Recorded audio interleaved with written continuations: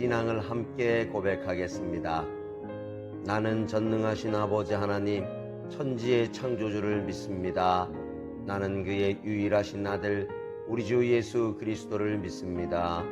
그는 성령으로 잉태되어 동정녀 마리아에게서 나시고 본디오 빌라도에게 고난을 받아 십자가에 못 박혀 죽으시고 장사된 지 사흘 만에 죽은 자 가운데서 다시 살아나셨으며 하늘에 오르시어 전능하신 아버지 하나님 우편에 앉아 계시다가 거기로부터 살아있는 자와 죽은 자를 심판하러 오십니다. 나는 성령을 믿으며 거룩한 공교회와 성도의 교제와 죄를 용서받는 것과 몸의 부활과 영생을 믿습니다. 아멘.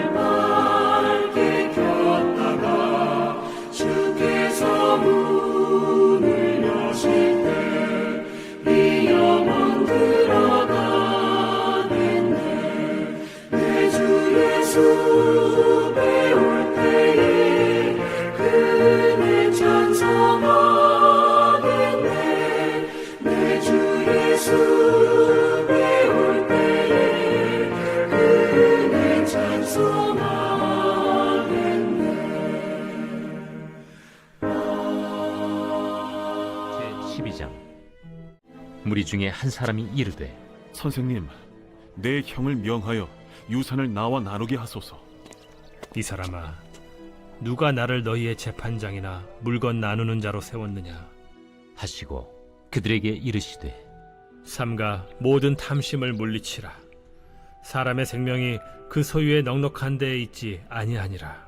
또 비유로 그들에게 말하여 이르시되, 한 부자가 그 밭에 소출이 풍성하매 심중에 생각하여 이르되 내가 곡식 쌓아둘 곳이 없으니 어찌할까 하고, 또 이르되 내가 이렇게 하리라. 내 곡간을 헐고 더 크게 짓고 내 모든 곡식과 물건을 거기 쌓아두리라. 또 내가 내 영혼에게 이르되, 영혼아, 여러 해 쓸 물건을 많이 쌓아두었으니 평안히 쉬고 먹고 마시고 즐거워하자 하리라 하되, 하나님은 이르시되, 어리석은 자여, 오늘 밤에 내 영혼을 도로 찾으리니 그러면 내 준비한 것이 누구의 것이 되겠느냐 하셨으니, 자기를 위하여 재물을 쌓아두고 하나님께 대하여 부요하지 못한 자가 이와 같으니라. 속 한 사람이 마음속에 가득한 것을 입 밖으로 물어봅니다. 예수님께서 그때 말씀해 주십니다. 여러분이 두려워해야 할 것들이 참 많지요? 그것들보다 여러분이 진짜 두려워할 것을 두려워하십시오. 예수님은 하나님만을 두려워할 것을 바라셨습니다. 왜냐하면 하나님만이 모든 것을 알고 계시기 때문이죠. 하나님은 우리의 머리털까지 세고 계십니다. 한 사람이 물었습니다. 예수님, 저의 형이 유산을 물려받았는데 저에게 나눠주지 않습니다. 사람들도 생각했겠죠? 형이 다 받았으면 동생에게 나눠줘야 하는 거 아니야? 형이 너무했네. 예수님이 욕심 많은 형을 향해 따끔하게 한마디 해줄 것을 기대하며 귀를 기울이고 있었을 수도 있겠지요. 누가 나를 재산이나 물건을 나눠주는 사람으로 세웠나요? 여러분의 탐심을 물리치십시오. 이게 무슨 말이죠? 예수님의 명판결을 기다리던 사람들은 황당했겠네요. 여기서 탐심을 가진 사람은 유산을 몽땅 가진 형이지 몽땅 유산을 가진 형에게서 나눠주라고 도움을 청하는 동생도 아니고 말씀을 듣는 본인들은 더더욱 아니니까요. 예수님은 당황하는 사람들에게 한 사람의 이야기를 들려주시죠. 한 사람이 있었어요. 이 사람이 농사를 지었는데 밭에 농작물이 다 자라났죠. 부자는 말했어요. 이 농작물을 넣을 멋진 창고를 지어야겠다. 그리고 자기 영혼에게도 말했지요. 여러 해 동안 먹을 것을 이렇게 쌓아두었으니 평안히 먹고 쉬고 즐기자. 그런데 하나님은 이 모습을 보고 말씀하십니다. 어리석은 자여, 오늘 밤에 내 영혼을 찾을 터인데 그러면 그 쌓아둔 것은 누구의 것이 되겠느냐? 중국 우한에서 시작된 바이러스는 이제 더 이상 한 나라의 문제가 아니지 않습니까? 온 세계의 문제가 되었습니다. 지금도 해결되지 않고 우리 모두의 문제입니다. 우리는 어리석은 생각을 했습니다. 우리가 마시는 물, 공기, 자연을 인간의 이기적 욕망을 채우기 위해 함부로 훼손했다는 것을 실감하고 있지 않습니까?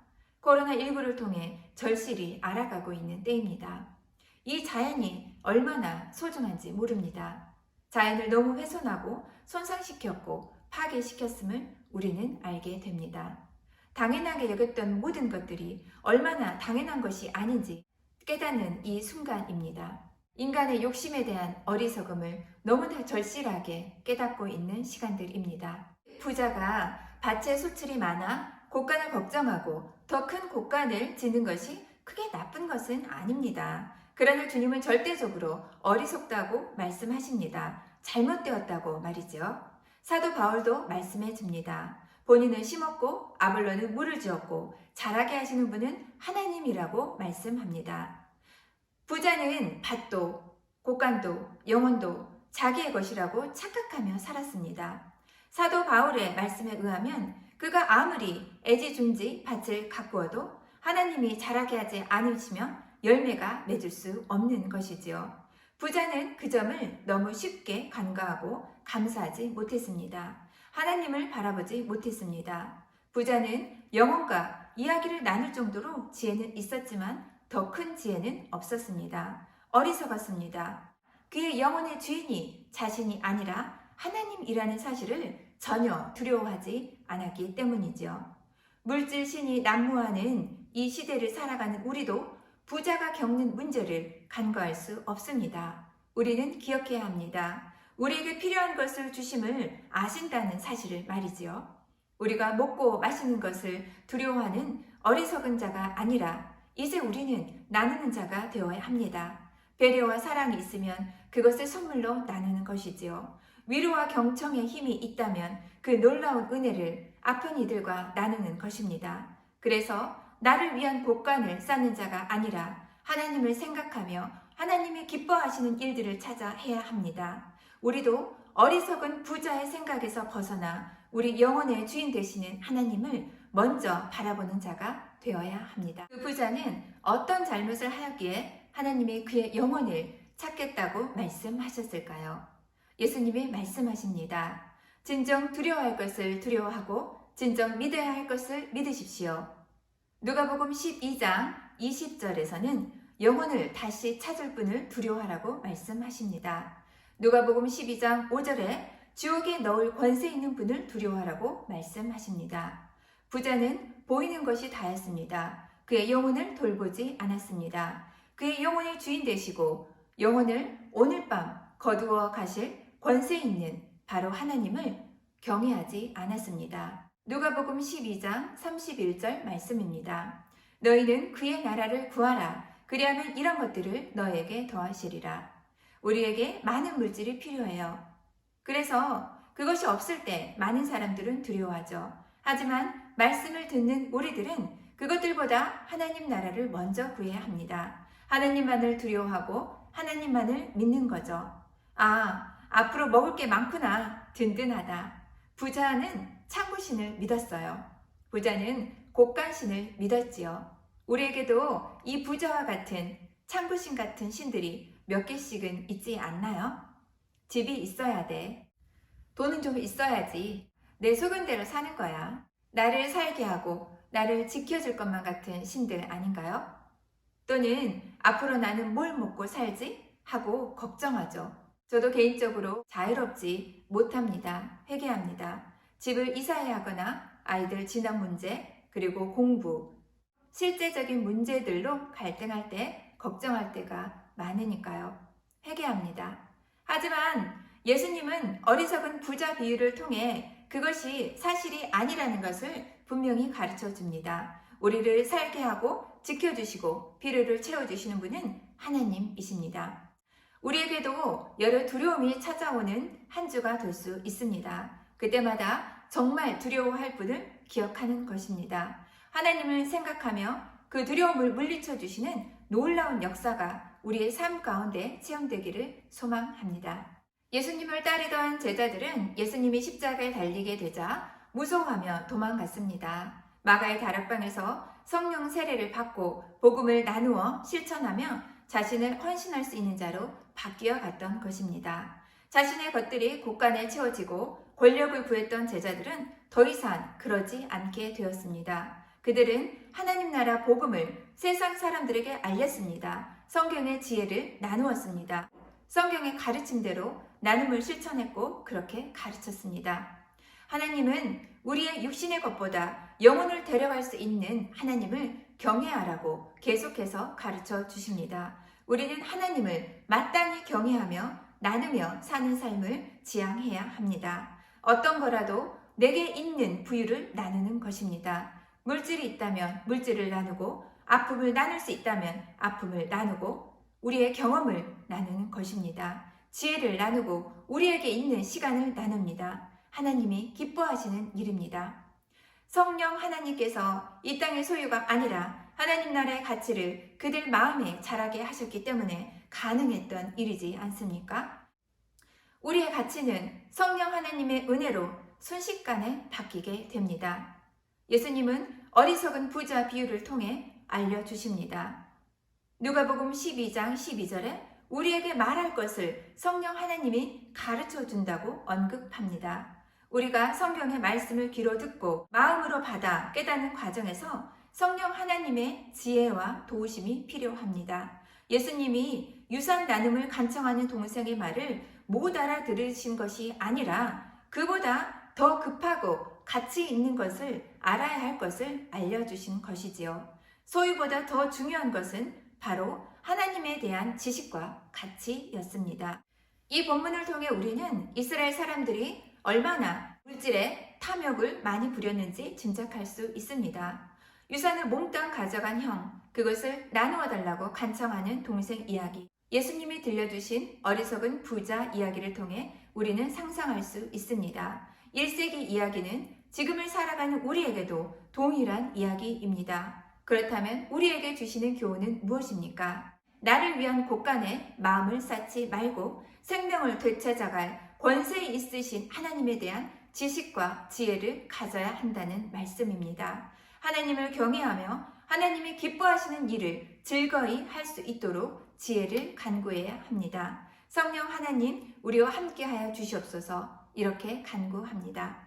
말씀을 마무리합니다. 부자는 참으로 어리석었습니다. 그는 하나님이 그의 영혼을 데려가면 더 이상 창고의 주인이 아니라는 사실을 까맣게 잊고 있었습니다. 부자가 자기 영혼에게 어리석게 했던 말은 우리 모두에게 해당하는 말씀입니다. 이제 창고에 곡식이 가득하니 편하게 먹고 마시고 놀자. 그에게는 더 이상 그런 시간이 주어지지 않았습니다. 우리도 부자와 같은 어리석은 생각에서 벗어나야 합니다. 우리는 자신을 위한 곳간에 재물을 쌓는 자가 아니라 하나님을 위해 기쁨으로 나누는 진정한 부유한 자가 되어야 합니다. 성령 하나님의 도우심을 간절히 간구합니다. 기도하겠습니다. 사랑이 많으신 하나님 아버지 감사합니다. 어리석은 부자 비유를 통해 먹고 마시는 것을 두려워할 필요가 없음을 알게 하셔서 감사합니다. 부자의 어리석음을 우리에게서 멀리하여 주시옵소서. 하늘을 자유롭게 나는 까마귀를 보며 말씀을 기억하게 하소서. 수고도 길쌈도 하지 않고 자란 백합화를 바라보며 하나님을 기억하게 하소서. 하나님의 하신 일들을 기억하며 염려와 근심을 벗게 하소서. 하나님은 우리의 먹고 마시는 필요를 다 아십니다. 오늘을 감사하게 하소서. 나의 재물을 믿는 어리석음을 벗게 하소서. 하나님을 알아가는 참된 지식과 지혜로 하나님에 대한 지식을 세상 사람들과 나누어 천국 복음이 전파되게 하소서. 사소한 나눔이라도 실천하는 자가 되게 하여 주시옵소서. 담임 목사님 영육간에 강건하게 하여 주시고 주시는 말씀을 들을 때마다 천국 복음이 우리의 삶 가운데 심기어지고 그 나눔을 실천하는 자가 되게 도와주시옵소서. 살아가는 하늘소망교회 되게 하여 주시옵소서. 살아계 많으신 예수님 이름으로 감사히 기도드립니다. 아멘.